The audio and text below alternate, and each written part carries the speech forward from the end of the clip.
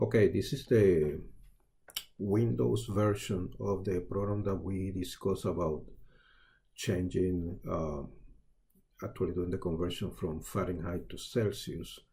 We did it with C# and using the console format. Now we are doing the Windows version. The first thing that you do,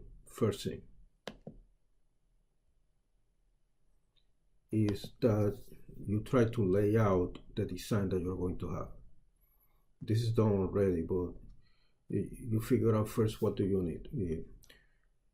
In that program, basically, we need one input, which is taking the Fahrenheit temperature, and you need, you have one output, which will be the Celsius conversion.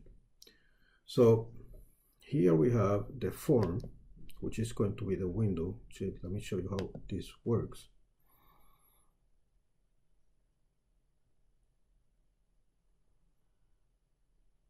This is the window that you're going to get. And then you have here, enter the Fahrenheit temperature. We click here. Let's say that I enter 100 degrees. I want to do the conversion. And here is the result. This is how many Celsius degrees we have. So let's see how we did that. There's some things missing here that we can add later. For example, for the input, usually what we use is a text box in this graphical user interface. Notice that when I click in the text box, the properties, let me show you here, properties show that this is, I gave a name of txt input, which is a text box. See, it goes system.windows.forms.textbox. And to put the name is basically here in this is one of the properties, many properties that the text box has, and here we have txt input. So basically we are modifying many of the attributes or properties of the text box by using the properties window instead of doing that by code. But when you do that, code is generated. Okay, so let's see this code here. If you see, let me move the properties back here. If you see, every time that you create an object, see, this code is generated, creating a button, a text box, and two labels. And for every object, all this code is generated, creating the properties of this specific object. For example, here in the text box, since we saw it, basically it determines the location, the name, the size of the object, and the tab index. Tab index, we will discuss that later. So, okay, so let's go back here. The other object that we have is this label, which is going to be the output. Notice anything that I am going to reference as in the program, I will give it a name, a proper name. If I'm not going to reference it, like for example this label, I'm not referencing that in the program, so I just left a label 1. I could give it a name, you know, it would be maybe more proper, but not necessary. Now the reason for that is because as you have many labels, text boxes, buttons, and then you reference them in your program, you're going to have, say, 4 text boxes, and then you have text box 1, 2, 3, and 4. In the programming, it's going to be difficult to figure out which one is which. And you know, as a programmer, you will forget. Then we have the bottom, which is called btn convert. Notice here that in the text property of the bottom,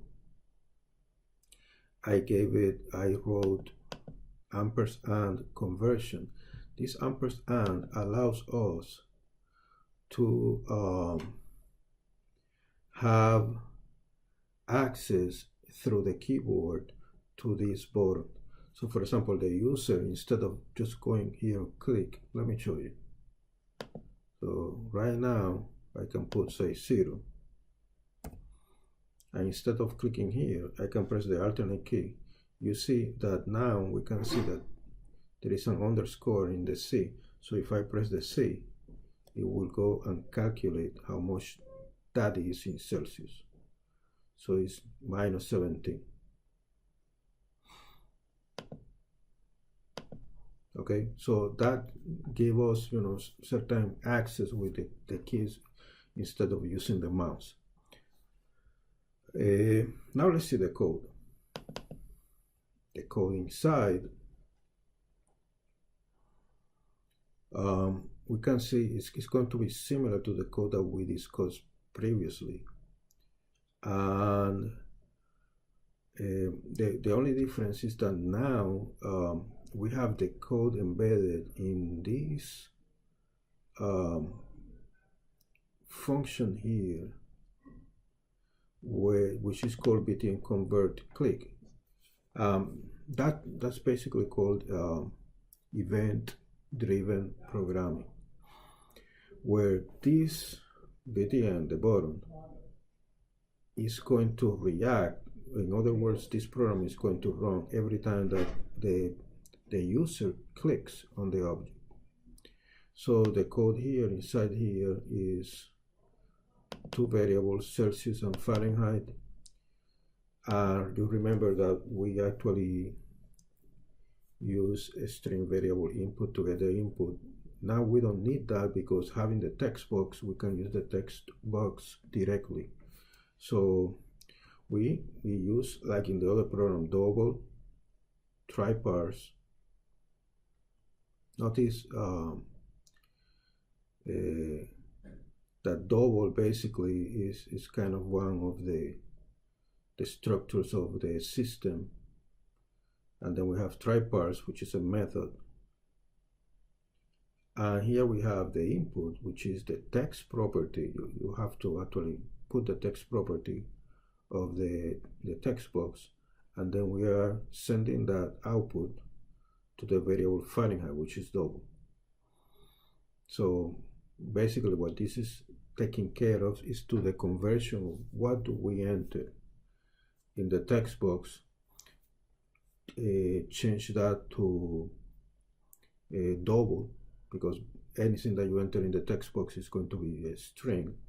Change that to a double data type, and then now this is exactly the same what we did before, the formula of Fahrenheit, Celsius to Fahrenheit to Celsius. So we have this value here. But now, since we are going to display this in a label that is called output, we have to send that to the text property of that label. And every variable has access to a method called toString. So basically we're saying, oh, okay, we're going to take this value, which is double, we're changing to string, so we can apply that to the text property of the label output with this format, 2 decimal places. Okay, so as you see previously, now let's see something else. I'm not going to enter anything here, and I'm going to click conversion. See, now, see that we got negative 1778, the same thing like with the 0. Basically, that's what this double try parse is doing. Is if you don't have a valid entry, which in this case is nothing, then assume it's 0. Now let's see. Let me put. We get the same thing. And it's not that it's analyzing this, actually, let me enter anything else. is basically double try parse, is avoiding any runtime error just because the user entered some bad input.